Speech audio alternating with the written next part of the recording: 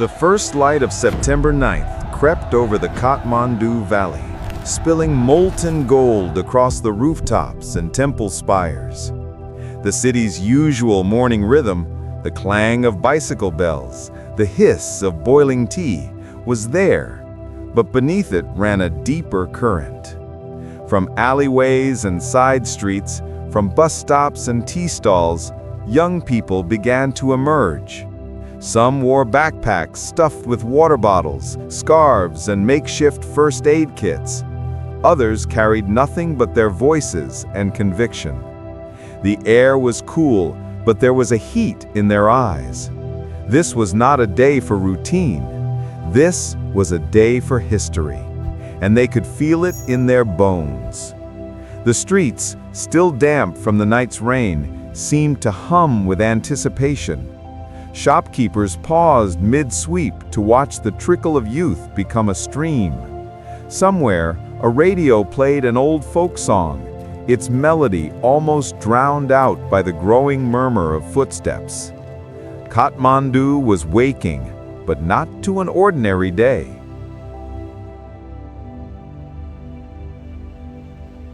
They came knowing the risks. They came knowing the cost could be high. Yet they came anyway. Generation Z, students, apprentices, young shopkeepers, coders, farmers' sons and daughters, converging on the capital with a shared purpose. In their chants and in their silence, in their banners and in their clenched fists, they carried the weight of a generation's frustration. This was more than a protest, it was a reckoning. And long after the smoke would clear, the memory of this day would remain etched into the nation's story, told and retold as the moment when the young refused to be silent. The air itself seemed to vibrate with the knowledge that something irreversible was about to happen. It was the kind of day that years later, people would remember exactly where they were when it began. 5 days earlier, the government had pulled the plug on 26 social media platforms, citing non-compliance with new registration laws. But everyone knew this was just the match. The fuel had been gathering for years. Stories of privilege flaunted by the children of politicians, of graduates with degrees but no jobs, of bribes whispered about in every ministry. The ban was an insult layered atop injury, a final straw for a generation already straining under the weight of broken promises. In the cafes and classrooms, the mood shifted from weary complaint to something sharper, more dangerous: resolve. The kind of resolve that turns murmurs into movements, the kind that makes people willing to risk comfort, safety, even their lives for the chance to be heard.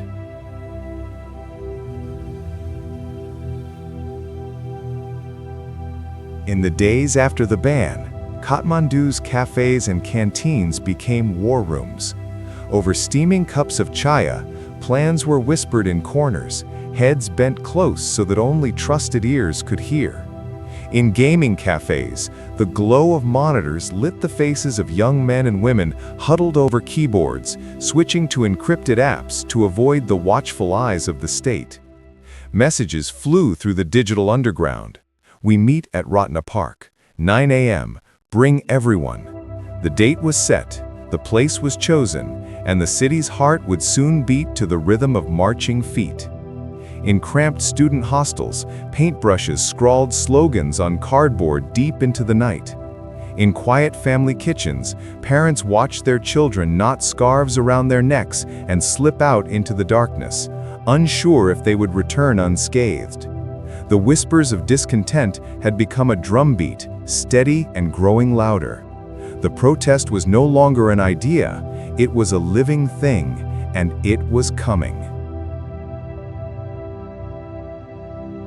They came in waves. From the north, students from Tribhuvan University, their backpacks heavy with books and bottled water. From the south, young shopkeepers closing their shutters for the day, leaving handwritten notes taped to the glass, closed for the future. From the plains, Farmers' sons who had ridden buses through the night, their eyes gritty with exhaustion, but burning with purpose. Some carried placards painted hastily in the early hours, others brought only their voices. The streets leading to Ratna Park swelled with bodies, the hum of anticipation growing louder with every step. It was like watching rivers converge into a single unstoppable flood. Strangers fell into step together, united by purpose if not by prior acquaintance. The city's arteries were filling, and the heart of Kathmandu was about to feel the surge. By 9 o'clock, Ratna Park was a sea of faces. The slogans were simple, but they cut to the bone. No more corruption. Listen to the youth. Nepal belongs to us. The air was electric, charged with the knowledge that this was no ordinary gathering. Strangers clasped hands. Friends embraced. The crowd moved as one, their voices rising in unison, echoing off the old brick facades that had seen centuries of rulers come and go. In that moment, the divisions of caste, class, and region seemed to dissolve into a single, defiant chorus. The park itself seemed to breathe with them, each chant a heartbeat, each heartbeat a promise. When the march began, it was like watching a river overflow its banks, fluid, determined, unstoppable. Down the narrow streets they came, past shop fronts where owners leaned out to watch, some raising fists in solidarity. The sound was a living thing, the steady beat of drums, the call and response of chants, the shuffle of thousands of feet on worn pavement. At the front, young leaders, some barely out of their teens, held the line, their expressions a mix of resolve and disbelief at the size of the tide behind them. Every step forward felt like a step into uncharted territory. The city's familiar streets transformed into a stage for history. The chants rolled down the streets in waves, each one louder than the last. "We are the future! We will be heard!" The words bounced off walls, climbed into open windows, and spilled into courtyards. At the head of the march, linked arm in arm, were students who had never led anything larger than a classroom discussion, now steering the course of a movement. Their voices cracked from shouting, but they did not stop. They could not stop. Every echo felt like a promise to those who had come before and those yet to come. The sound was not just heard, it was felt, reverberating in the chest like a drumbeat. The first barricade came into view, a line of riot police, shields locked, batons ready. The march slowed, but did not stop. A single shove at the metal barrier was met with a shove back. Then came the hiss, tear gas canisters arcing through the air, landing with dull thuds before erupting into choking clouds. Eyes burned, throats closed.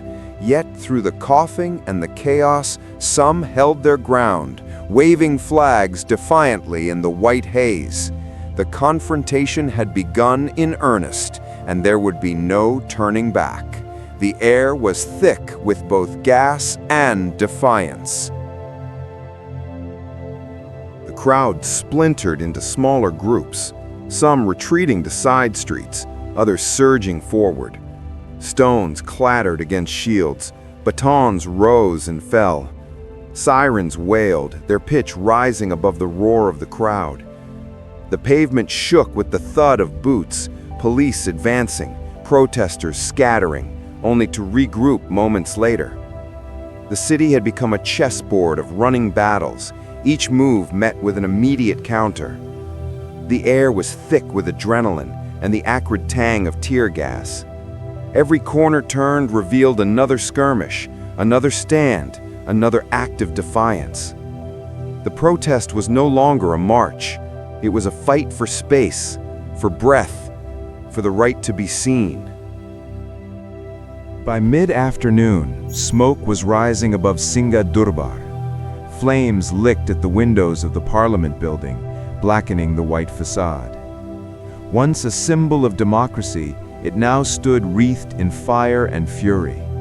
The air was thick with the acrid smell of burning wood and paper, the crackle of flames mingling with the distant chants that refused to be silenced. The city's heart was burning, and with it, the patience of its people. The firelight danced on the faces of those who watched, their expressions a mix of anger, grief, and grim satisfaction. The blaze was both destruction and declaration. In Balkot, the Prime Minister's private residence was under siege. Crowds pressed against the gates, their chants unrelenting. Then, as if in answer to their anger, the building caught fire. Across the city, similar scenes played out. The homes of ministers, the offices of political parties, all under attack. The capital was no longer just a stage for protest. It had become the battleground for a generational revolt. The flames were not just physical, they were symbolic, consuming the old order. The night sky glowed orange, a beacon of both destruction and defiance. As night fell, the true cost of the day began to emerge from the haze. The acrid smoke of burning buildings hung low over Kathmandu, mingling with the metallic scent of blood and the sharp tang of tear gas that still clung to the air. Ambulances, their sirens wailing, threaded their way through streets still choked with people. Medics knelt in the glow of street lamps and firelight, their hands moving quickly, wrapping bandages, checking pulses, lifting the injured onto stretchers.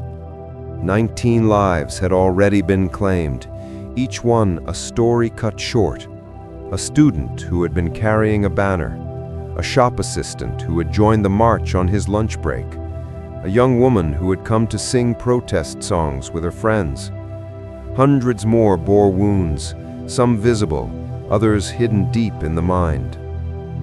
And yet, for every protester carried away, 2 more seemed to step forward, their faces lit by the orange flicker of flames, their voices hoarse but unbroken. The city was battered, but the spirit of the movement was unyielding. Even in the chaos, there was a strange, solemn rhythm, the steady beat of defiance against the night. By late evening, the unthinkable unfolded. Television screens in tea shops, living rooms, and roadside stalls flickered to life with the image of Prime Minister K.P. Sharma Oli. His face was drawn, his voice low but steady. He spoke of extraordinary circumstances and the need for political resolution. And then came the words that would ripple through the nation: his resignation. In the streets, there was no eruption of joy, no triumphant cheer. Instead, a heavy, exhausted quiet settled over the crowds. Protesters stood shoulder to shoulder, absorbing the weight of what had just happened. Some lowered their banners slowly, as if unsure whether to feel victory or grief. The goal had been reached, but the cost hung heavy in the air. 19 dead, hundreds injured, a city scarred. The victory felt complicated, almost hollow. People stood in small knots, speaking in low voices, replaying the day's events in their minds. Some stared at their phones, reading and rereading the headlines as if to confirm they were real. Others simply sat on the curb, heads in their hands, too drained to move. The streets that had roared with chants only hours before now carried the muffled sounds of shuffling feet and the occasional clatter of a dropped placard. The adrenaline was ebbing, replaced by a bone-deep fatigue. Yet beneath the exhaustion, there was a flicker, a quiet, stubborn cry that they had stood together and forced the most powerful man in the country to step down. It was a moment they would carry with them, even as they mourned what it had cost. In the days that followed, Nepal stood at a crossroads. The social media ban was lifted almost immediately, but the deeper wounds, corruption, inequality, generational mistrust, remained raw and unhealed. The streets that had been rivers of people were now scattered with debris, torn banners, broken glass, the charred remains of barricades. Shopkeepers swept their thresholds in silence. Families hung white scarves over doorways in mourning. Yet something had shifted. The youth had seen their own power, felt it in the way the ground seemed to shake beneath their collective steps. They had learned that their voices, when joined together, could not be ignored. September 9, 2025 was more than a protest. It was a declaration that the future belongs to those who claim it. In the chants of the crowd, in the courage of those who stood their ground, in the grief for those who fell, a new chapter of Nepal's story had been written. The memory of that day would live on, in whispered stories told in tea shops, in songs sung softly at gatherings, in the quiet determination of a generation that had stood together and for a moment made the nation listen. And though the road ahead was uncertain, one truth was undeniable. They would not be silent again.